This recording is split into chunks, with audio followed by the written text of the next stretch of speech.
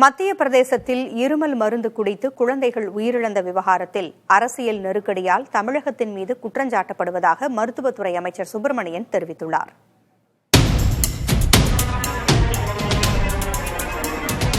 காஞ்சிபுரத்தில் செயல்பட்டு வரும் ஸ்ரீசன் தனியார் மருந்து நிறுவனத்தில் தயாரிக்கப்பட்ட கோல்ட்ரிப் என்ற இருமல் மருந்தை உட்கொண்டு மத்திய பிரதேசம் மற்றும் ராஜஸ்தானில் 20க்கும் மேற்பட்ட குழந்தைகள் உயிரிழந்தன. இருமல் மருந்தில் டைஎத்திலின் கிளைகால் என்ற நச்சு ரசாயனம் இருந்ததாகவும் அதை அருந்தியதுதான் உயிரிழப்புக்கு காரணம் என்றும் கூறப்படுகிறது. இதே இருமல் மருந்தை குடித்த மேலும் பல சிறுவர்கள் மருத்துவமனைகளில் சிகிச்சை பெற்று வருகின்றனர். சிறப்பு புலனாய்வு காவல்துறை விசாரித்து வரும் நிலையில் மருந்து நிறுவன உரிமையாளரான ரங்கநாதனை மத்திய பிரதேச போலீசார் சென்னையில் கைது செய்தனர்.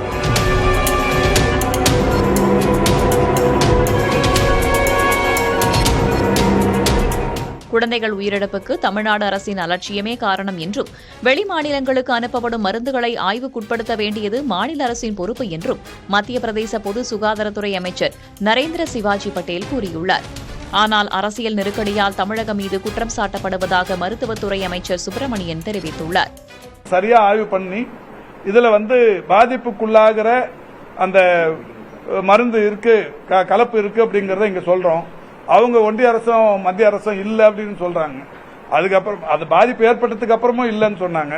இப்ப அவங்களுக்கு அங்க பொலிட்டிக்கல் நெருக்கடி அதிகமான உடனே அவங்க இந்த மாதிரி ஒரு அறிக்கை வர்றாங்க. அதை பற்றி நான் இருங்க அதை பற்றி ஒன்னும் நம்ம அதிகமா பேசப்படுறதில்ல.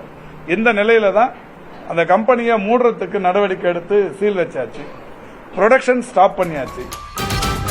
கோல்ட்ரிப் மருந்தை தயாரித்து வந்த ஸ்ரீசன் பார்மசூட்டிகல்ஸ் எனும் தனியார் ஆலையில் கடந்த 14 ஆண்டுகளாக தமிழக சுகாதாரத்துறை ஆய்வு நடத்தவில்லை என்ற அதிர்ச்சி தகவல் வெளியானதை அடுத்து செவ்வாய்க்கிழமை ஆய்வு நடத்தப்பட்டது. இதைத் தொடர்ந்து 300 மருந்து தயாரிப்பு ஆலைகளில் ஆய்வு நடத்த அரசு திட்டமிட்டுள்ளது.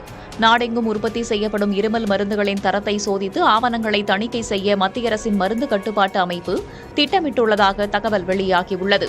அனைத்து மாநில அரசுகளும் மருந்துகளுக்கான மூலப்பொருட்கள் பரிசோதிக்கப்படுவதை உறுதி செய்ய வேண்டும் என்று மத்திய மருந்து கட்டுப்பாட்டு இயக்குநரகம் அறிவுறுத்தியுள்ளது.